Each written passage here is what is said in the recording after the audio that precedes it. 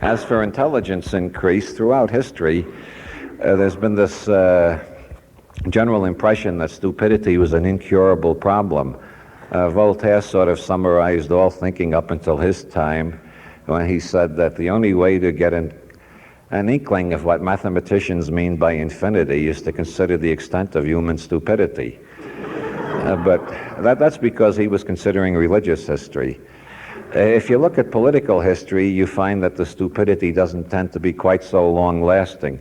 The general pattern is religious stupidity exists for millenniums, political stupidity exists for centuries, scientific stupidity exists only for generations before it gets cured.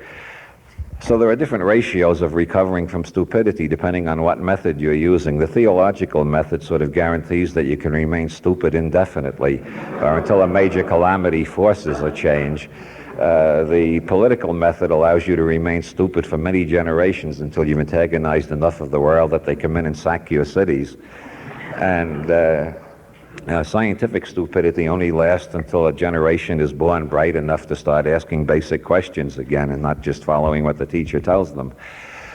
The possibility of changing consciousness was discovered in the Orient 2,500 years ago at least. Probably it's older than that.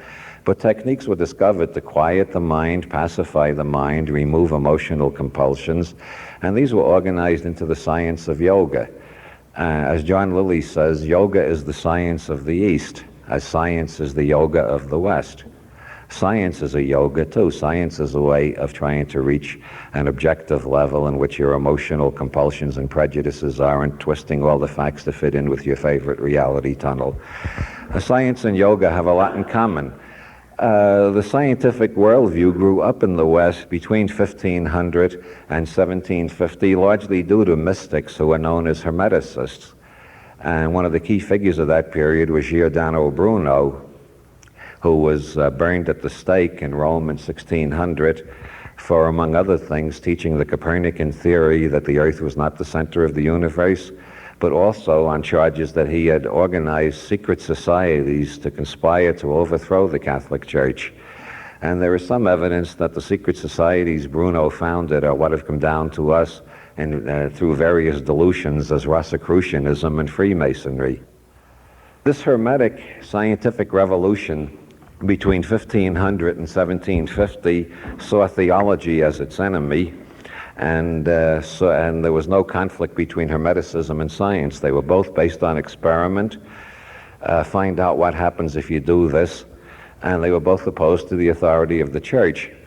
Shortly after 1600, this began to split, and the Hermetic tradition faded into the background, and we developed for the first time in history a science that had absolutely no connection with anything except pure reason. The Hermetic tradition was that there is no such thing as pure reason. You've got to first work on your own perceiving apparatus to correct your prejudices, and the scientist is not separate from what the scientist observes. And the general yogic attitude that you are the master who makes the grass green.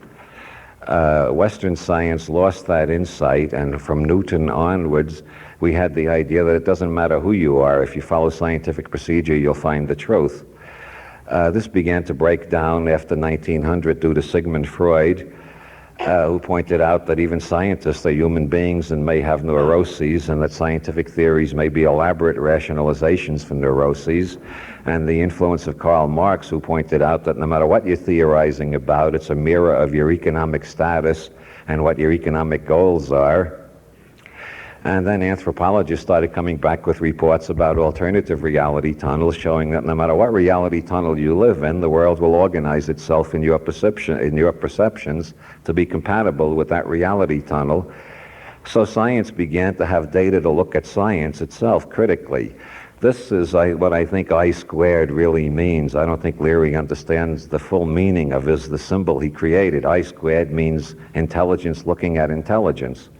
That's how intelligence increases, when intelligence looks at intelligence and criticizes intelligence. And so due to psychoanalysis and anthropology and Marxism and various other shocks, we got to the point where we could look at science and say science is the product of people. people are doing this. And their prejudices are getting into it. And it's not just enough to say, I will be objective. You've got to learn to change yourself from the inside out before you can even begin to approximate toward objectivity. How do you do that? Well, that was a hard one, and it took a while to begin to find answers to that.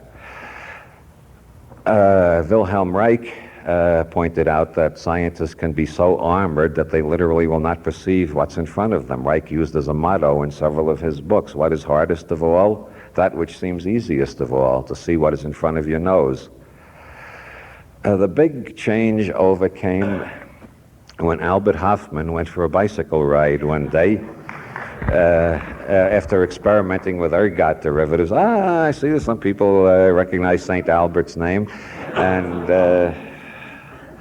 Albert Hofmann, after accidentally ingesting LSD, went through a profound experience in 1942, which he did not put into words until 1982. It took him 40 years. Well, he was educated as a classical chemist with a classical scientific background and assumed that there was such a thing as an objective observer and so on. So it took him 40 years to figure out what LSD meant. And in 1982, he wrote an essay on the 40th anniversary of the discovery of LSD, in which he says, the main thing I have learned from LSD is that there is no objective reality separate from us. All there are the realities that our nervous systems construct out of the signals they receive. This became obvious to others due to the things that were happening in quantum physics from 1900 on. And the doubling of knowledge between 1900 and 1950, physicists discovered that the atomic world is just not describable in terms of Aristotelian logic. For one thing, you can't describe anything on the quantum level accurately unless you include the observer in your picture. So quantum physics turned out to be saying exactly the same thing that the psychedelic revolution was saying, that there is no objective reality separate from us. All we know is the reality that we are co-creators of, the reality perceived, conceived, created, put together by our nervous systems. And at this point, it becomes obvious that intelligence can be raised, consciousness can be altered. Nothing is static. All we've got to do is learn how to change our nervous systems, and we can go to wider and wider reality tunnels and bigger levels of perception and so on. And so there was a great deal of drug research, and a lot of people were getting a lot of radical ideas, and so the government made it illegal, which is the natural thing to do if you're a politician. The last thing you want is intelligence increase. So then some others started saying, well, okay, they won't let us investigate drugs, but now that we know it's possible to change consciousness, let's see the other techniques that they will let us investigate. So they started investigating yoga with scientific equipment and discovering what goes on in the various yogic states. And pretty soon they know which type of brain waves are associated with which type of consciousness. And then the next step was to figure out how to change the brain waves. And so we had biofeedback. And then you could accelerate the yogic process by a factor of hundreds, where it could take 7 years of traditional practice and traditional yoga to get to certain states. With biofeedback, you could do it in a few weeks. Now we've got to the state where we've got the pulse star, invented by Mike Hercules in Boulder, which uses biofeedback in reverse, so to speak. You attach pulse star to your head with the electrodes, turn it to the brain wave you want, and it adjusts your brain waves to that level. So you can go into deep meditation in 2 seconds. It doesn't even take a couple of weeks practice like biofeedback does. Meanwhile, there were researches in drugs the government hadn't forbidden yet, and along came XTC, and psychiatrists all over the country were curing damn near everything with it. And there was wild enthusiasm, and the 60s started to be repeated all over again, so the government made that illegal too. Meanwhile, we are learning more and more about how these various techniques work and different approaches to them. There are flotation tanks in almost every large American city now. On this tour, I have seen flotation tanks virtually every place I have gone. I'm sure there are lots of flotation tanks in Denver right now. Am I right? Yeah. And that hasn't been made illegal yet. Nobody has made pranayama illegal yet because it would be impossible to enforce. Well, you just have to read a book on yoga and learn how to breathe through alternative nostrils, and you find you go into an entirely different consciousness state. Then you can go back to your ordinary consciousness, think about that state, then go back into that state and think about your ordinary consciousness, and already you're in I squared. You're in intelligence studying intelligence. You're finding out how your nervous system works.